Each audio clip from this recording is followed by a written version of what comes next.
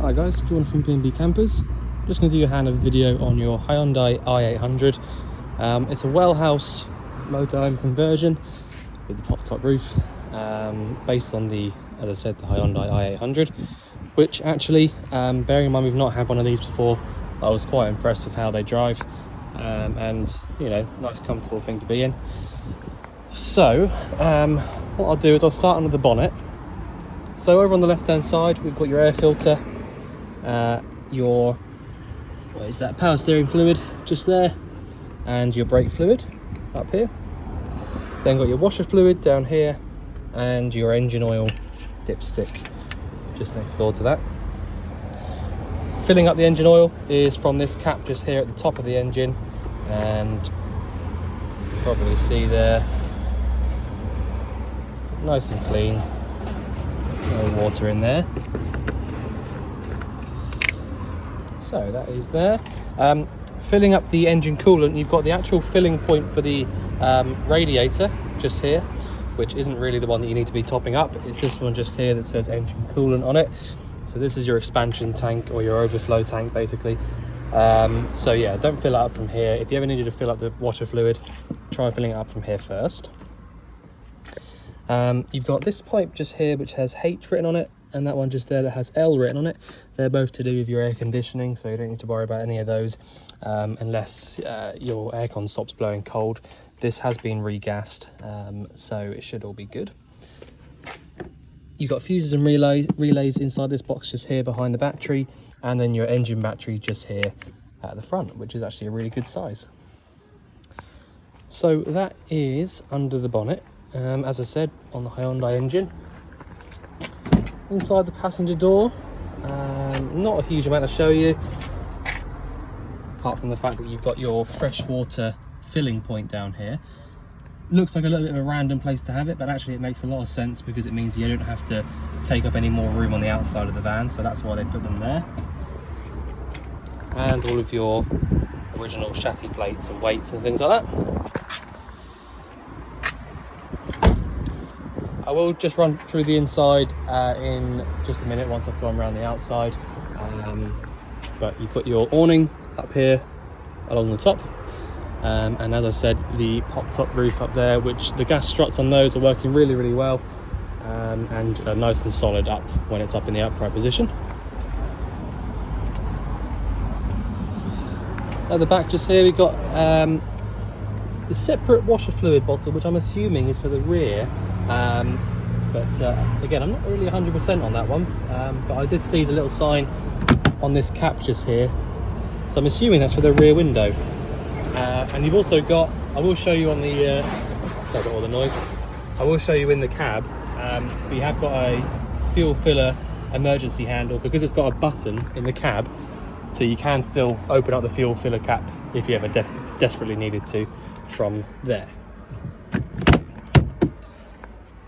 You have got, I've fitted this little catch just here so that the leg doesn't fly around when you're driving around anymore, but that is your full-sized table just there, which does hook on just in front of these seats just here, which I'll show you in a minute. At the rear here as well, you've got your full-size gas locker, which at the moment, as you can see, has got a 6 kilo propane bottle in. All you really need to know, to be honest, you don't need to know anything about the regulator or anything like that, because that's all just for our testing purposes.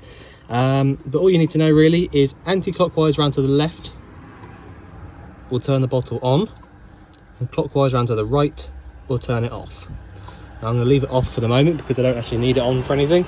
But yeah, just make sure that you turn that off before you start driving away, and obviously switch it on when you need to use it. You've also got the hot and cold external water point just here, which the sort of hose point for that is just inside this lock in here. So all you need to do to actually use it, clip it in and twist it, and you'll then have water coming through there. Obviously you need to have the pump on, but that is how that works. Try not to get yourself wet when you do it, but there you go. So close these up, make sure that gas is switched off, which it is, and that is it for the gas. So on the off side here, you've got the twin sliding doors. So you've got inside the store here, you've got the couple of water pipes for the tap. I have had to replace the tap in there, and I will show you that on the video. But you've basically got your 240 volt trip switches. So that's your main RCD, and then you've got MCBs just here next door to that. Next door to that, you've then got your 12 volt fuses, which it does tell you exactly which one does which and what size it should be. So that's really nice thing to have there, just to sort of show you what, you know, what everything needs to be and where, you know, what it does and all that. Next door to that, you've got your gas isolated taps, so yellow and green.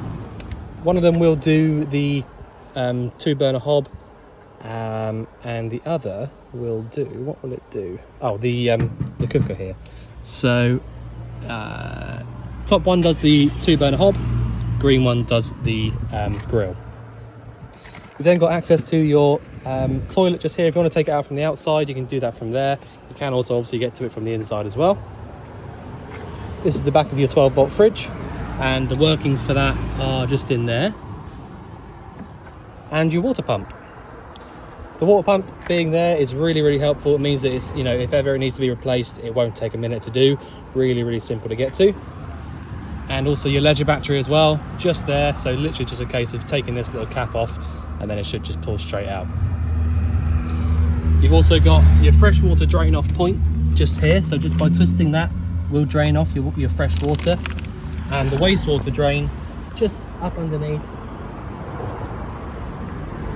just there. So that is the tap for your wastewater drain. So if I just pull this closed, inside the cab itself, you've got a 5-speed manual gearbox, where reverse is down to the bottom right. Heated driver's seat, interior lights, and your temperature settings. So you have got a rear control dial just there, because this would have been an 8-seater from new. So you have got front and rear climate controls kind of thing. Air conditioning switch and your recirculate button. All the factory original Hyundai head unit up there, and your hazard warning lights.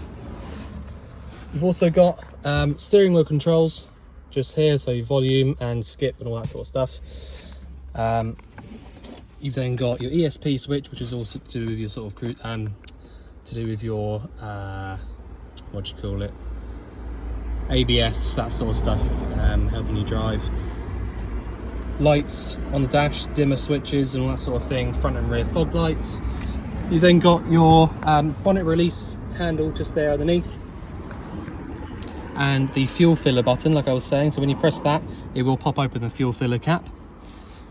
You've then got left and right electric adjusting mirrors from this little switch just here. You can lock and unlock the cab from here as well, and you've got your electric windows. So as for spec in the cab, there's not really much it hasn't got. So right, so I'll just jump on the inside now. It won't take too long to do this video, if I'm honest with you. Bear in mind it's quite a small vehicle. So as soon as you get in, the first thing you probably notice is this control panel over here. So it's really simple. Literally all you've got, if I just aim this up properly. So you've got a master on and off switch. So this basically turns the 12 volt power on or off.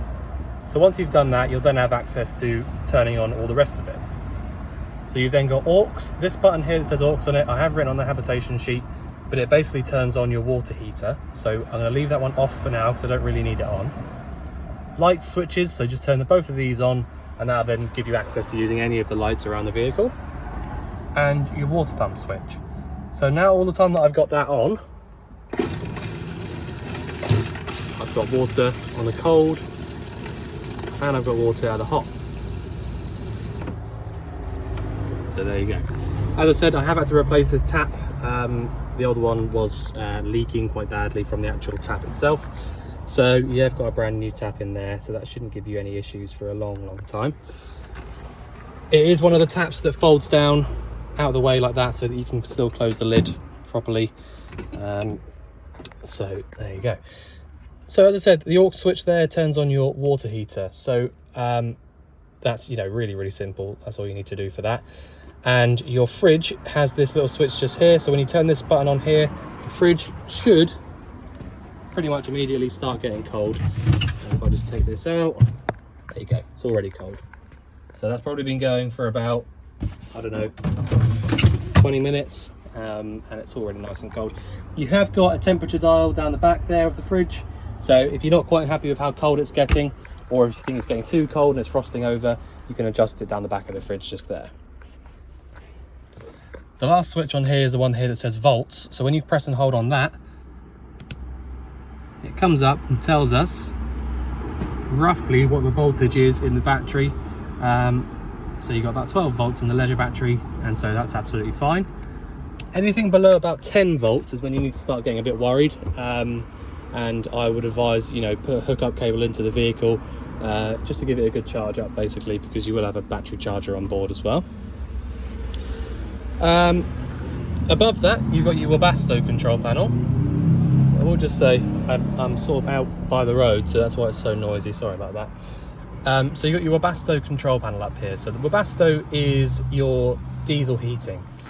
So it's so easy how it actually works. All you have to do is either leave it there on auto, like that, or turn the fan up to wherever you want it, and then set your temperature. And that really is it. That's all you have to do. Okay. As soon as you've done that, with the aux switch on, by the way, I will just point out, it's all on the same Webasto system there. As soon as you've done that, after about 5 minutes or so, you have warm air pumping out through this vent just here. And that's it. That is literally all you have to do. If you don't want so much hot water, because obviously when you turn that aux switch on, it does, you know, turn on the hot water. You have got a temperature dial in there, so you can turn that all the way down. If you're not really keen on the idea of having too much hot water, you can just turn that all the way down to the lowest setting. And then you'll basically just get mainly heating and not much hot water working.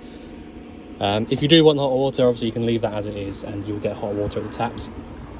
But that's it. So you just literally, like I said, turn on the aux switch, turn this dial here up to whatever fan speed you want, and then turn up your temperature. That's it. All the way down to the bottom, both of those. And then I can turn the aux switch off here when I'm finished with it. And there you go. So that is the sort of control panel and the Webasto diesel heating and hot water settings up there. So you have got access to the toilet down here, like I said. So that's that, and you can cover it back over like that. So again, nice and neat, all the design, it's all, you know, sort of all together and the same. The grill slash oven, so I know it is small, but these are grill slash ovens. You've got the highest spec one they made, so you've got the light in there, which does work, just can't see it on the video. You've actually got the rotisserie thing in there as well, which I don't ever really know how it works very much. Oh, there you go, you got the little bit down there. It's probably a little bit over the top, but if you wanted to use that, then you can do. And the ignition switch. So the ignition is for lighting up either the grill or the oven. To do that, and I've got the gas off at the moment, but to do that, you basically push in and round to the right for the grill, or in and round to the left for the oven, whilst pressing down on the igniter switch, and it will light up. So, just wait for this to go past. Noisy old things. Ambulance. Right, so that's the oven slash grill. You've then got the 2-burner hob up the top here, which has got an ignition as well, but it's a manual ignition, or what you'd call a piezo ignition is what that is.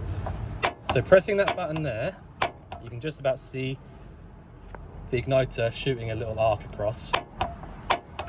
So it's exactly the same sort of idea. Push in and round to actually get the gas coming through, whilst pressing your igniter switch just there, and that'll basically light up the either one of those. Make sure that you leave this upright when you're using it, obviously. And also bear in mind that if you close the lid down straight after turning these off, they'll still be so hot inside that it'll probably crack this this glass, sorry. Well, when I say crack, it'll shatter. So it's really important to leave these to cool down before you close the lid back down again. Okay. I've already mentioned about the fridge. Literally all there is to it is that little dial down the back. So if you weren't, like I said, if you weren't quite happy with the temperature, you can adjust it however you want to back there. So when you're getting ready to leave the van or getting ready to drive off, the main things are turn all your switches off like that. Once you've done that, anything 12 volt has then turned off. Make sure that your roof is down properly and using the straps that you get. So these are super strong clips here. So I think you've sort of already seen how to do that, but make sure that they're really, really nice and tight. You have obviously got the bed over the top as well, up there. So it's a Remo, got like a Remo sort of mattress up here. And you've got this bit that does attach up to these clips up here. Basically to stop you falling out of bed is the idea, to be honest. So this particular one has the 3 seat belts in the back as well, so it is a 5-seating vehicle. And I think that's about it, really. Don't think there's much else to show you. So if there's anything you think I've missed out or anything you'd like going through again, just let us know. But otherwise, we look forward to seeing you soon to collect your van. Thanks very much.